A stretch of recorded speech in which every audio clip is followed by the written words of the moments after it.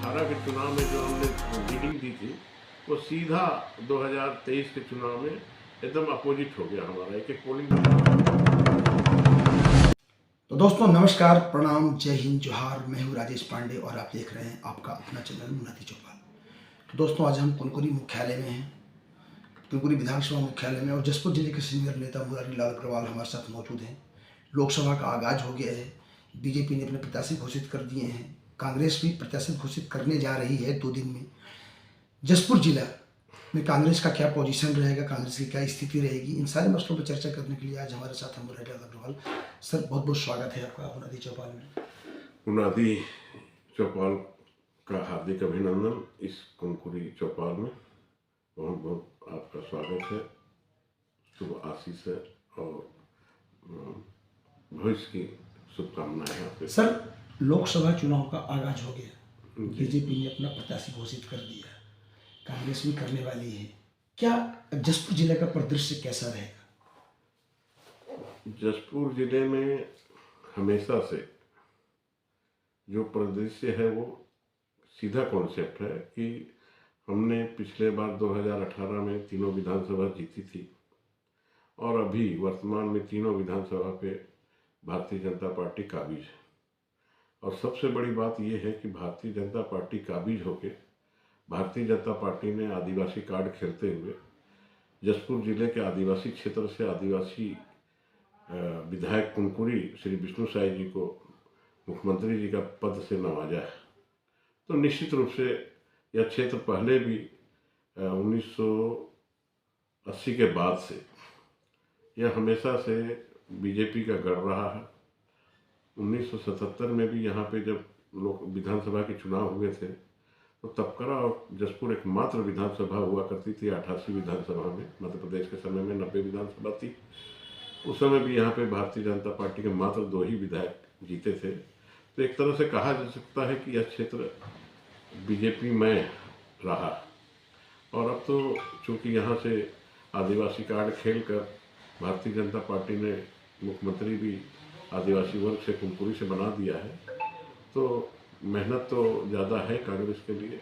मतलब कांग्रेस जिस स्थिति में 2018 से पहले थी वही स्थिति में कांग्रेस फिर से जसपुर में आ गई है, ऐसा आपके द्वारा कहा जा सकता है। हम तो यही कहेंगे कि कांग्रेस कभी भी कमजोर नहीं रही है छत्तीसगढ़ में। कांग्रेस की कुछ आपसी खींचतान की वजह से कांग्रेस छत्तीसगढ़ में कमजोर रही।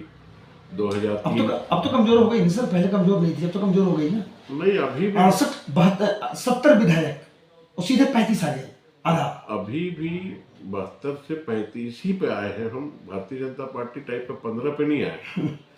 हम अभी भी 35 पे हैं।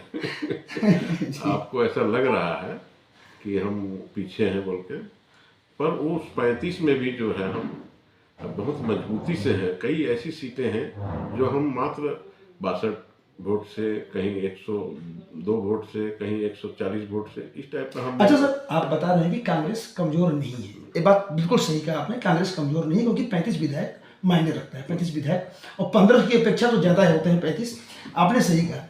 लेकिन हम अगर जसपुर जिले की बात करें, आप जसपुर जिले के सीनियर नेता है, काफी लंबे समय से आप पॉलिटिक्स कर रहे हैं, लेकिन जब से कांग्रेस यहाँ चुनाव हारी है तब से कांग्रेसी नक्शे से गायब हो गए हैं। कोई कांग्रेसी दिख ही नहीं रहा है मार्केट में, कोई प्रोग्राम नहीं हो रहा है।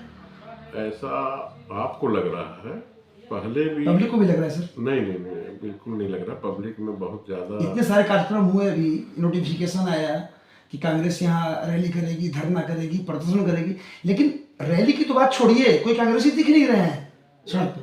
कैसी बात कर रहे हैं आप? अभी कल परसों सीएम साहब का दौरा था, हमारे यूथ वालों ने उस कार्यक्रम का, सीएम साहब के कार्यक्रम का विरोध किया है। बाकायदा उनको पुलिस का बल प्रयोग करके हटाया गया है। ऐसा नहीं है, पर ठीक है, आपकी बातों में दम ये है कि कांग्रेस की कुछ गतिविधियां कमज़ोर हो रही हैं। उसका कारण ऐसा नहीं है कि हम नहीं दिख रहे हैं, उसकी वजह से आपको कमजोरी दिख रही है। कांग्रेस क्या है, इस क्षेत्र में हमेशा से साइलेंट मोड में काम की है। जड़ मजबूत कर रही है क्या कांग्रेस? कांग्रेस की जड़ मजबूत है, कर नहीं रही है। कांग्रेस कभी भी कमजोर नहीं रही है इस क्षेत्र में। मैं तो जस्ट बोल रहा हूँ, छत्तीसगढ़ में इंदिरा गांधी जी की आज भी लोग फोटो लगा के पूजा करते हैं भाई गाँव में, मतलब भगवान टाइप का उनको मानते हैं इंदिरा गांधी जी के परिवार को।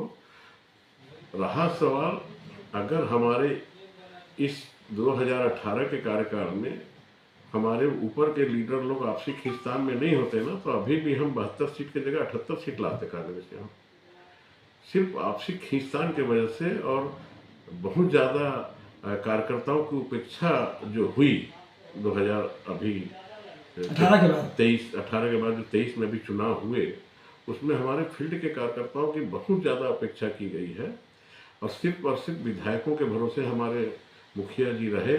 विधायकों को ही मतलब भरोसे पे उन्होंने फुल काम दिया, उनका भरोसा किया और उनके गाइडलाइन पे ही उन्होंने पूरे 5 साल को चलाया। लेकिन सर विधायक ताकतवर भी तो थे, क्योंकि एक राम पुकार सिंह, हम जसपुर जिले की बात करें तो 8 बार के सीनियर विधायक, उनकी ताकतवर क्यों नहीं माना जाएगा? यूडी मींच, तेज तर्रार, वेल क्वालिफाइड सोशल इंजीनियर जैसे शब्दों से नवाजा जाता था उनको। विनय भगत जो पहली बार विधायक बने, लेकिन उन्होंने काफ़ी अपना मतलब ग्रास रूट पर काफ़ी ज़्यादा काम किया और कहा जाता था कि बहुत ज़्यादा वोट है। लेकिन तो सवाल यही उठता है कि इतने ज़्यादा स्ट्रॉन्ग होने के बावजूद भी दुर्गति कैसे होगी? दुर्गति का कारण वही बता रहा हूँ ना भाई, विधायक पर्सनली बहुत अच्छे ढंग से चल रहे थे। विधायक लोगों के, सीएम साहब के नज़र में भी विधायक लोग बहुत अच्छा काम कर रहे हैं ऐसा लग रहा था। पर जो विधायक का जो फील्ड में जो एक कैडर मास होता है, वो कैडर मास बिल्कुल ही काम नहीं किया अपने पोलिंग बूथों में। हमने, आप देखे होंगे एक पोलिंग बूथ में जो हम 2018 के चुनाव में जो हमने लीडिंग दी थी, वो सीधा 2023 के चुनाव में एकदम अपोजिट हो गया हमारा। एक पोलिंग बूथ में सीधा हम डबल के माइनस में चले गए। इसका कारण यही हुआ कि हमारे पोलिंग बूथ में जो कैडर मास था हमारा, वो बिल्कुल काम ही नहीं किया। वो सिर्फ 5 साल उपेक्षित हुआ, उनके कोई भी काम या कोई भी आवेदन पे कोई चर्चा तक नहीं की हमारी सरकार ने, उनके कोई आवेदन पे कोई जवाब तक नहीं दिया हाईकमान ने। उसका माइनस पॉइंट नहीं तो हमारे सीएम साहब काम अच्छा नहीं किया ऐसा नहीं है। हमारे, मेरे ख्याल से पूरे छत्तीसगढ़ में आपने देखा होगा, 18 के चुनाव में जो हमने लीडिंग दी थी, वो सीधा 2023 के चुनाव में एकदम अपोजिट हो गया हमारा। एक पोलिंग बूथ में सीधा हम डबल के माइनस में चले गए। इसका कारण यही हुआ कि हमारे पोलिंग बूथ में जो कैडर मास था हमारा, वो बिल्कुल काम ही नहीं किया।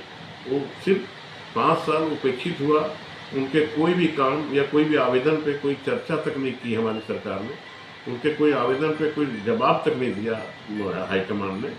उसका माइनस पॉइंट नहीं तो हमारे सीएम साहब काम अच्छा नहीं किया ऐसा नहीं है। हमारे, मेरे ख्याल से पूरे छत्तीसगढ़ में आपने देखा होगा, भले हमारा यह क्षेत्र बीजेपी का रहा था, पर उसके बावजूद भी कुनकुरी विधानसभा में हमारे मुखिया सीएम साहब ने जो भूपेश बघेल ने जितना काम और जितना अलॉटमेंट दिया, छत्तीसगढ़ के 90 विधानसभा का अलॉटमेंट एक तरफ और कुनकुरी विधानसभा के लिए अलॉटमेंट एक तरफ, उसके बावजूद भी हार का कारण हमको देखना पड़ा, हार देखनी पड़ी।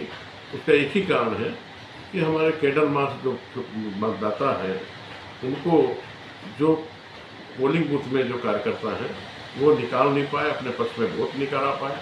सीधा यहाँ पे एक तरफा बीजेपी कांग्रेस का। सर आप सीनियर नेता है, जब आपको ये बात समझ में आ रही है, तो जो सीनियर जो ऊपर में जो बैठे हैं उनको भी ये बात समझ में आ गई होगी कि कार्यकर्ताओं की उपेक्षा हुई, तब जाकर कि ये हाल हो गया। तो पार्टी के लोग प्रायश्चित कर रहे हैं कि नहीं कि लोकसभा में फिर से वही चीज रिपीट होगी? लोकसभा में क्या रहेगा? अभी तक तो हमारे जो सीनियर लीडर लोगों को जो एक उसके ऊपर विचार करना चाहिए था, अभी तक मेरे को तो कहीं ऐसा दिखता नहीं कि कोई विचार किया जा रहा है या उस पर कुछ पहल किया जा रहा है। तो निश्चित रूप से हम कोई अच्छा प्रदर्शन कर पाएंगे लोकसभा में, ऐसा अभी तक हमारे लोगों के द्वारा प्रयास नहीं किया गया।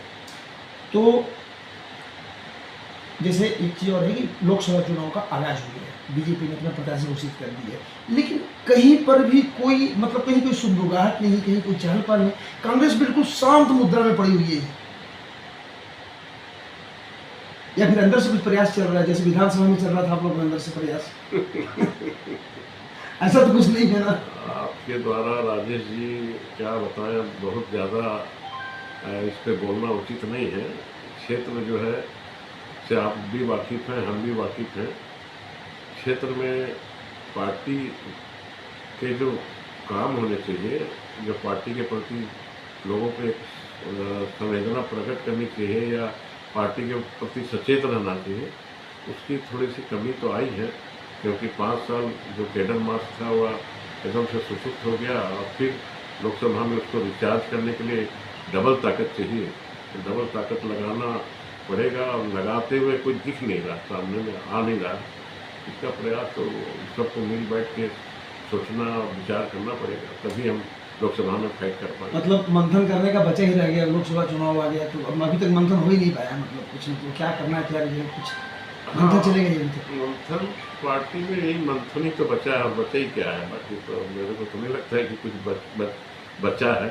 अच्छा सर, एक चीज़ और है, एक कहा जा रहा है कि जब यहाँ जब सरकार थी, जब तीनों विधायक थे, तो पार्टी के जो सीनियर लोग थे उनकी उपेक्षा हुई, और जो उपेक्षित जो सीनियर नेता थे बीजेपी में जाने वाले। अभी तक तो ऐसा कुछ संकेत मिला नहीं है। शुरुआत तो मिल गई होगी, अभी कुछ तो समझ ही गए होंगे। नहीं, ऐसा कुछ अभी तक संकेत नहीं मिला है। कोई अगर भाजपा वाले दावा कर रहे हैं कि बहुत सारे लोग संपर्क में हैं। हाँ, भाजपा वाला का दावा इसलिए पुख्ता भी हो रहा है कि कई जगह हमारे पूर्व विधायक, अभी एक जिला पंचायत अध्यक्ष लोगों ने भाजपा ज्वाइन किया है कांग्रेस छोड़ के, किंतु अभी जसपुर जिले में ऐसी सुगबुगाहट अभी तक तो नहीं मिली है। भीतर खाने से कोई होगा तो नहीं कह सकता हूँ। मेरे जैसा अभी सीनियर लीडर 5 साल में उपेक्षित होते हुए भी मैं अभी चुपचाप, जैसे मैं अपना साइलेंट मोड में हूँ, कोई पार्टी की तरफ से कोई ऐसा कुछ संकेत मिला नहीं है, तो उसी स्थिति में चुपचाप रहने में ही और चुपचाप काम करने में ही भलाई ऐसी लगती है। क्योंकि अब चूँकि कुनकुरी विधानसभा एक बहुत महत्वपूर्ण विधानसभा हो गई है। अब ये सीएम मतलब हमारे जो बीजेपी के जो लड़के जीते हैं विधायक, वो अब हमारे देश के छत्तीसगढ़ के मुखिया बन गए हैं, तो थोड़ा सा विचारणीय प्रश्न तो है। आपकी बातों को गंभीरता से लेने की बात होनी चाहिए। पार्टी के लोगों को, यहाँ के सीनियर लीडरों को संपर्क में रख के इस बातों पर गंभीरता से लेना चाहिए उनको। तो बिल्कुल दोस्तों, हमारे साथ मुरारी अग्रवाल, जो हालांकि राजनीति में कुछ बोलने की चीज़ ज़्यादा नहीं होती है, राजनीति समझने की चीज़ होती है, और इन्होंने ज़्यादा कुछ कहा नहीं, लेकिन समझ में काफ़ी कुछ आ गया है। तो बहरहाल हम आपको और भी सीनियर नेताओं से मिलवाएंगे, उनसे बातें करवाएंगे। तब तक के लिए बने रहिए हमारे साथ और देखते रहिए आपका अपना चैनल मुनादी चौपाल, और पढ़ते रहिए munadi.com, the voice of voiceless, Rajesh Pandey के साथ। नमस्कार। वैसे मैं तो कहूँगा इसको आप